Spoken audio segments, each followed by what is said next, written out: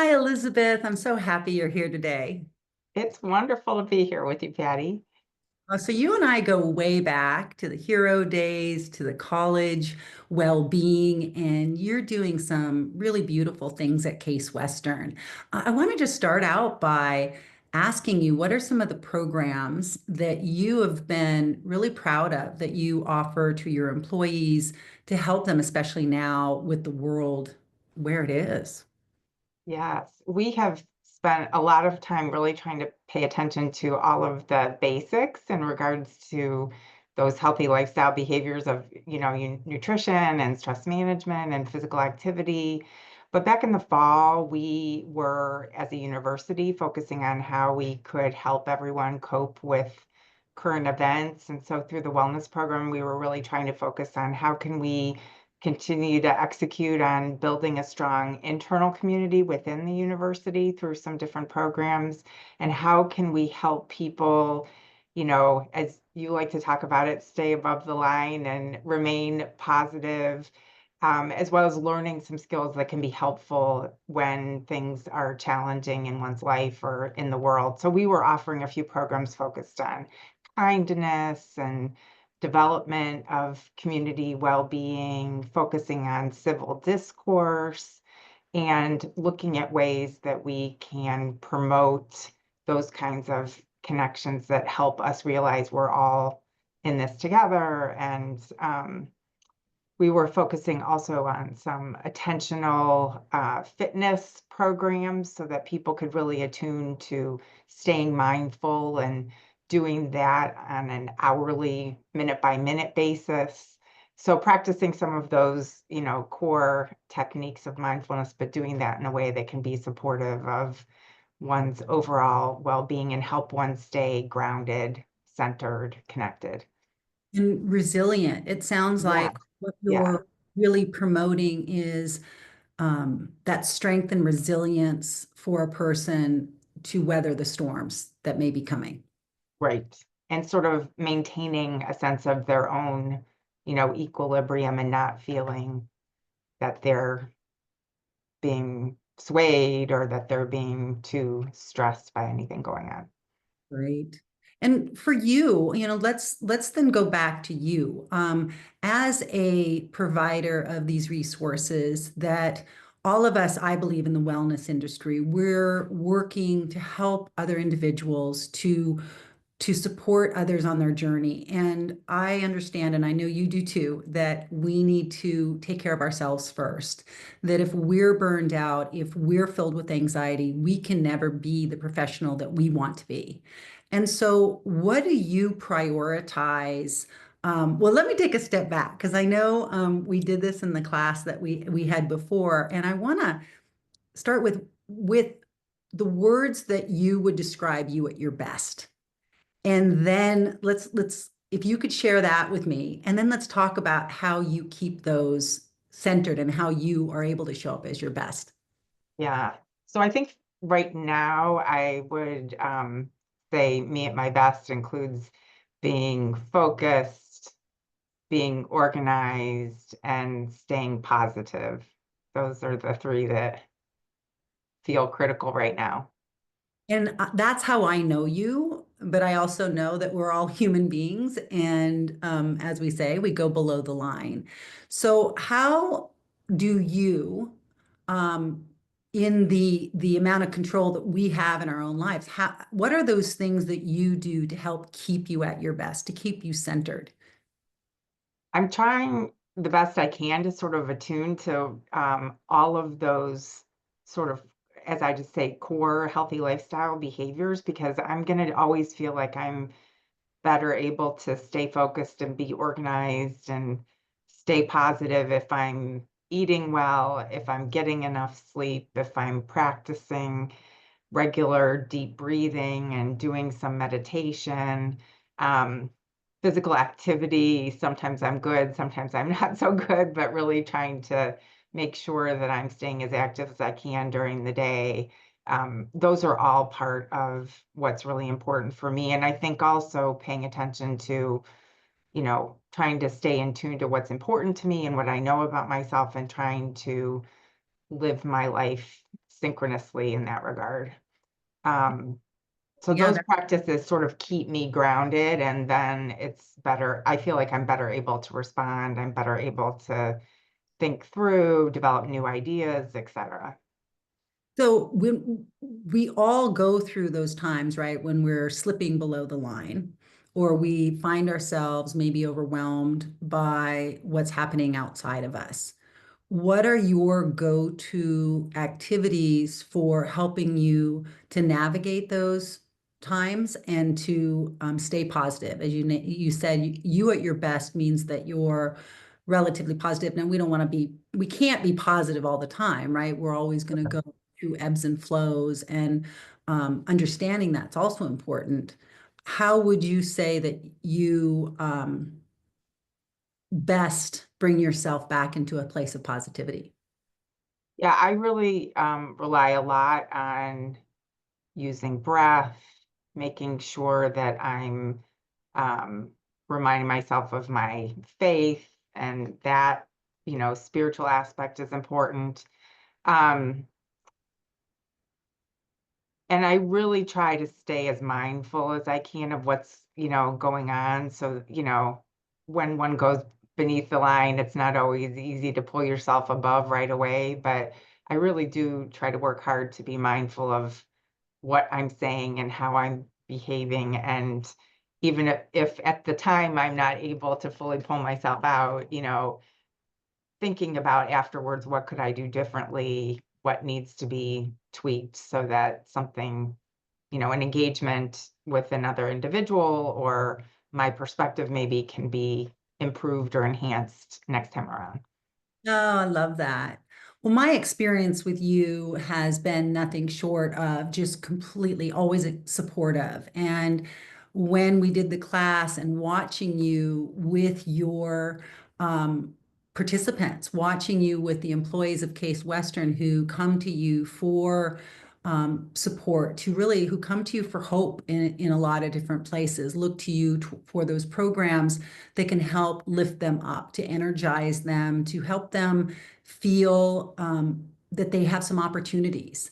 And that is what I feel our well-being programs need to be focused on right now, is how do we give people the understanding that they have agency, that they have the power within them to focus on what it would take to be their best. And we all, when we are our best, can show up in a better way, can show up in a way that gives us confidence in who we are.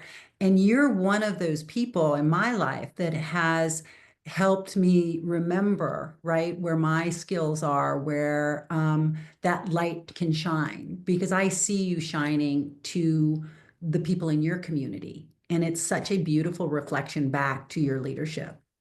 Well, it's so kind of you to say, so rewarding. I think doing this work is part of my, life mission, my passion. And so being able to meet people where they are and help them learn and grow through different programs that we offer is just so rewarding. And I have to say, I mean, we are just blessed in the work that we do because there is so much positive feedback that we get from the people who participate in our programs. And I think part of what we've done that really has worked well is try to offer a wide variety of opportunities, different topics, different formats, different lengths of experiences so that we can have an opportunity for people to engage and grow their awareness and practice new skills and behaviors with wherever they are ready for at that particular point, in their life. And so we've had so many different wonderful positive results, which has been super wonderful for everyone involved. And I can see how it lights you up as you talk about it. And wow, how refreshing to see you light up about your programs, to see anyone, right, be that excited about the work that we do. And it's one of those things that draws me back to our relationship, to our friendship. It's because I see that passion in you for what you do. And more importantly, I got to see your participants light up in gratitude for what you offer to them. And I believe that is oftentimes the heartbeat of an organization, this wellness program that provides a safe place for those who may be struggling with their focus, struggling with their identity, or struggling with who they are as a person, to really be able to take a little bit of time and go inward to start to get to know themselves at a deeper level. This isn't just, this little wellness program on the side. This is about well-being. This is about our livelihood. This is about who we are as a person to show up in the world, and we get to bring that best out of people. Right.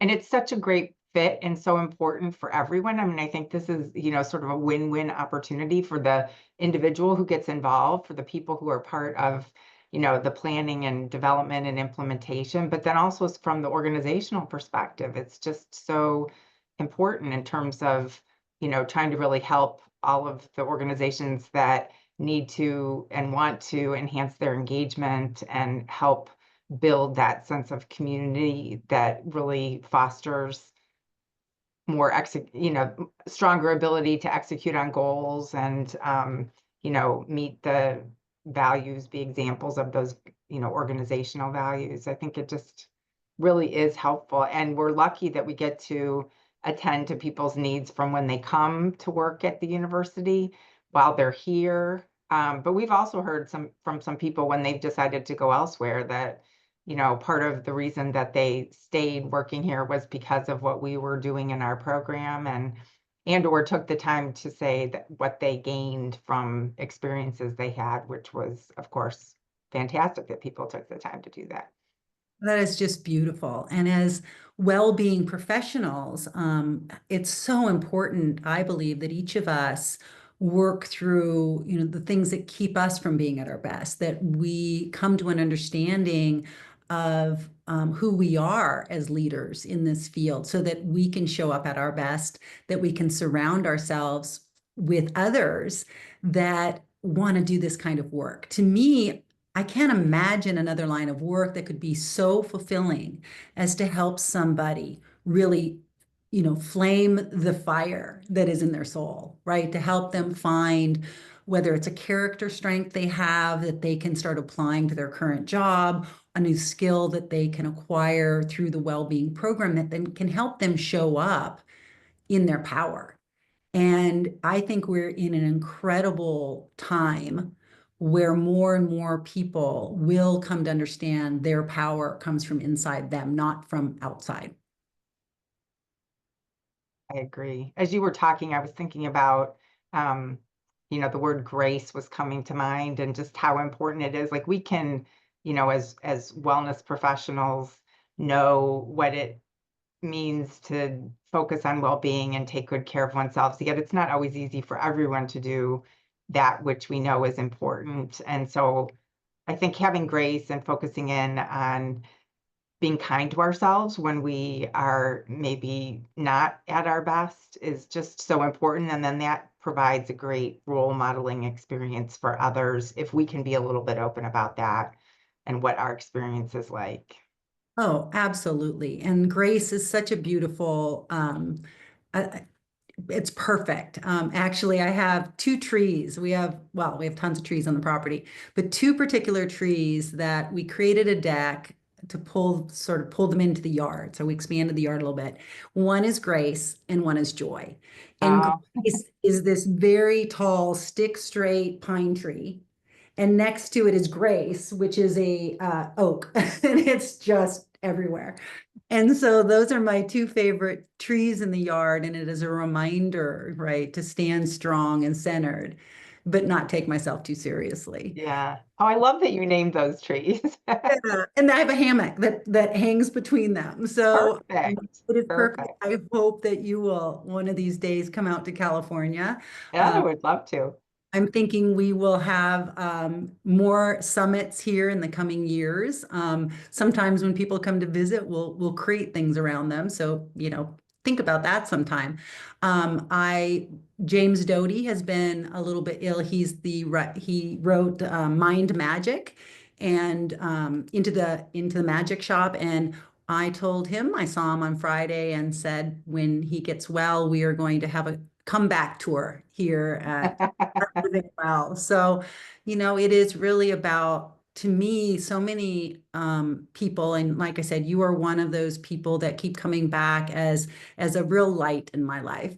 And there are others too that the conversations we have, it really is about making the world a better place. And I love what you're doing. And what else would you like to maybe talk about during this conversation? Because there's so many things I could chat with you about. Yeah, I think, gosh, I love the focus that you shared in reference to light, because I feel like we sort of have a mutual admiration society.